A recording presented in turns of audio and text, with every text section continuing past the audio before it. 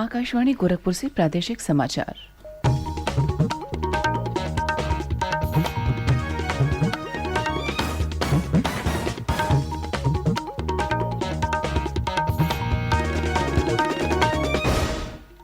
नमस्कार, समाचार बुलेटिन के साथ मैं शिवानी अरोरा। पहले मुख्य समाचार। आजमगढ़ और रामपुर लोकसभा सीट पर उपचुनाव शांतिपूर्वक संपन्न। आजमगढ़ में 48 और रामपुर में 41% से अधिक हुआ मतदान। प्रदेश के सभी जिलों में 1 जुलाई से चलेगा संचारी रोग नियंत्रण अभियान। मुख्यमंत्री योगी आदित्यनाथ ने विभिन्न विभागों को आपसी समन्वय के साथ अभियान को सफल बनाने के दिए निर्देश। आयुष राज्य मंत्री स्वतंत्र प्रभार दयाशंकर मिश्र दयालु ने कहा, अग्निपथ योजना का उद्देश्य अधिक से अधिक संख्या में युवाओं को सेना में भर्ती करना है। और जौनपुर में रसोई गैस सिलेंडर से भड़की आग में झुलसकर एक परिवार के 3 लोगों की मृत्यु, 2 अन्य गंभीर रूप से झुलसे। स्वतंत्रता की 75वीं वर्षगांठ पर आज़ादी का अमृत महोत्सव के अंतर्गत सरकार अनेक गतिविधियों का आयोजन कर रही है। इसी क्रम में प्रादेशिक समाचार एकांश आकाशवाणी गोरखपुर ने विशेष प्रश्नोत्तरी कार्यक्रम शुरू किया है। इसके तहत हर सप्ताह बृहस्पतिवार को प्रादेशिक समाचार बुलेटिन में श्रोताओं से देश के स्वाधीनता संग्राम और उसके गौरवशाली इतिहास पर एक प्रश्न पूछा जाता है। कल के क्विज में हमारा प्रश्न था, वर्ष 1961 में स्वतंत्र होने से पूर्व गोवा पर किस देश का शासन था? सही जवाब है पुर्तगाल का। इस सप्ताह के भाग्यशाली विजेता हैं बरेली के इंदिरानगर की डॉक्टर मिथिलेश गुप्ता। आपको समस्त आकाशवाणी परिवार की ओर से बहुत बहुत बधाई।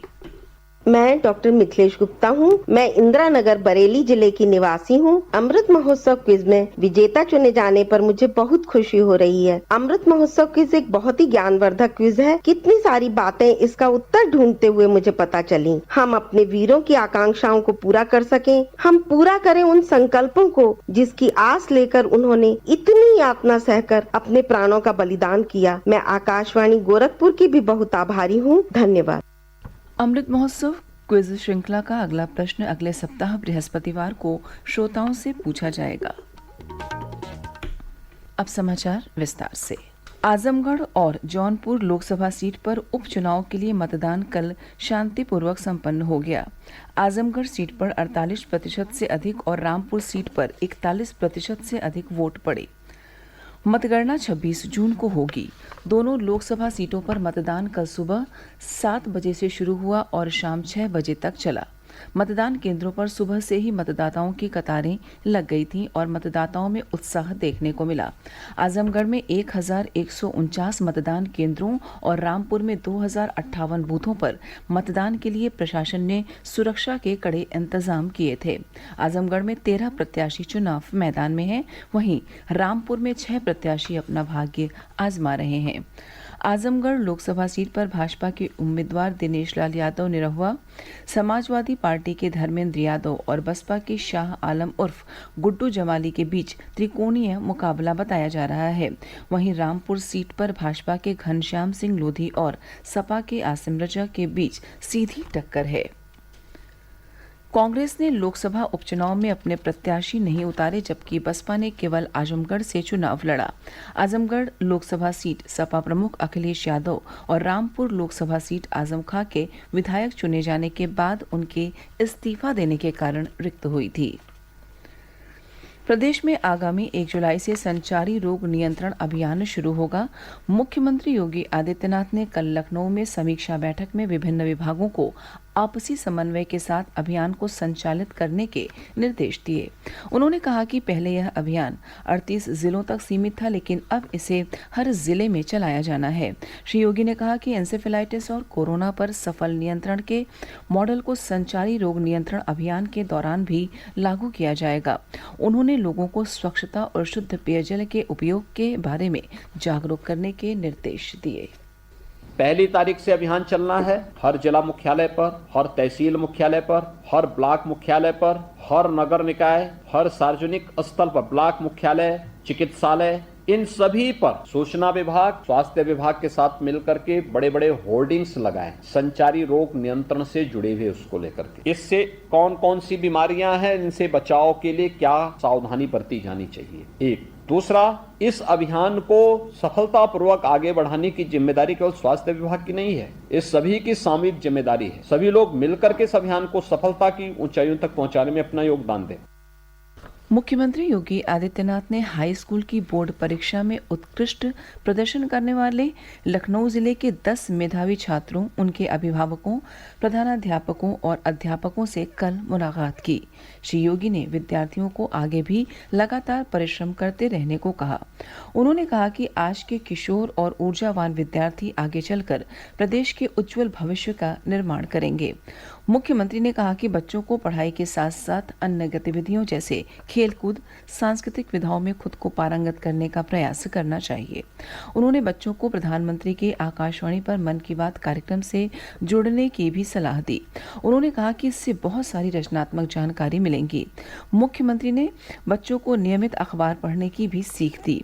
श्री योगी ने कहा कि विद्यार्थियों को सुबह जल्दी उठना चाहिए, इससे शरीर और मन दोनों स्वस्थ रहते हैं। उन्होंने विद्यार्थियों और उनके माता पिता का आह्वान किया कि वे पुस्तकों को रद्दी में बेचने के बजाय इन्हें विद्यालय की लाइब्रेरी को दान कर दें या किसी जरूरतमंद बच्चे को भेंट करें। श्री योगी ने अभिभावकों से बेटा और बेटी में भेदभाव न करने और उन्हें संस्कार युक्त जीवन देने को कहा। प्रादेशिक समाचार आप आकाशवाणी गोरखपुर से सुन रहे हैं। यह समाचार बुलेटिन हमारे YouTube channel AIR news Gorakhpur और ट्विटर हैंडल AIR न्यूज़_GKP पर भी उपलब्ध है।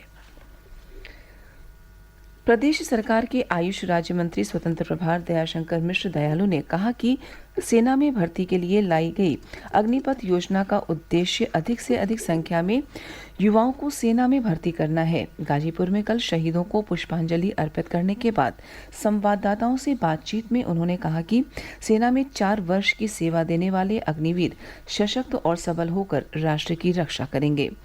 आयुष विभाग के बारे में श्री दयालु ने कहा कि प्रधानमंत्री नरेंद्र मोदी ने देश की परंपरागत चिकित्सा पद्धतियों को बढ़ावा देने के लिए आयुष मंत्रालय का गठन किया। उन्होंने कहा कि 21 जून को पूरे विश्व ने उत्साह के साथ अंतर्राष्ट्रीय योग दिवस मनाया। प्रधानमंत्री नरेंद्र मोदी और मुख्यमंत्री योगी आदित्यनाथ ने राष्ट्रवादी राजनेता डॉक्टर श्यामा प्रसाद मुखर्जी की पुण्यतिथि पर कल उन्हें श्रद्धांजलि अर्पित की। प्रधानमंत्री ने कहा कि एकीकृत भारत की दिशा में किए गए उनके प्रयासों के लिए देश उनका ऋणी है। श्री मोदी ने कहा कि सरकार उनके सपनों को पूरा करने के लिए प्रतिबद्ध है। मुख्यमंत्री योगी आदित्यनाथ ने लखनऊ में डॉक्टर श्यामा प्रसाद मुखर्जी की प्रतिमा पर पुष्पांजलि अर्पित कर उन्हें नमन किया। श्री योगी ने कहा कि डॉक्टर मुखर्जी ने राष्ट्र की सेवा में अपना सर्वोच्च बलिदान दिया। उनका पूरा जीवन राष्ट्रीय एकता और अखंडता को समर्पित रहा। प्रदेश के विभिन्न जिलों में भी डॉक्टर श्यामा प्रसाद मुखर्जी की पुण्यतिथि पर उन्हें श्रद्धांजलि अर्पित की गई।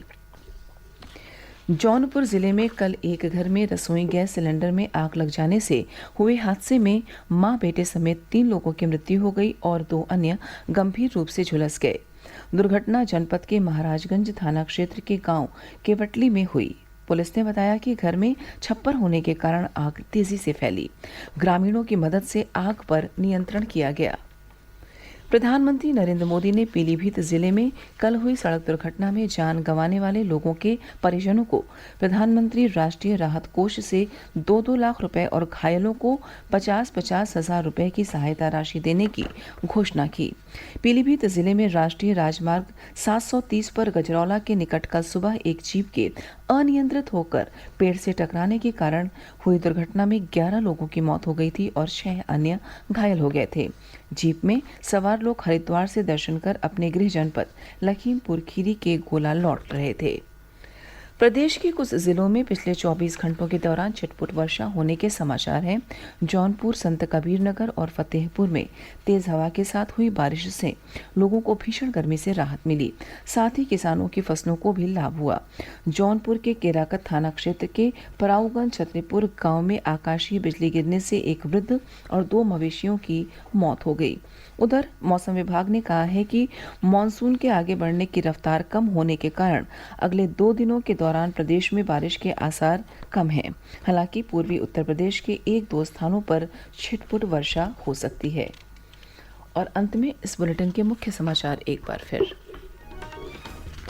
आजमगढ़ और रामपुर लोकसभा सीट पर उपचुनाव शांतिपूर्वक संपन्न। आजमगढ़ में 48 और रामपुर में 41% से अधिक हुआ मतदान।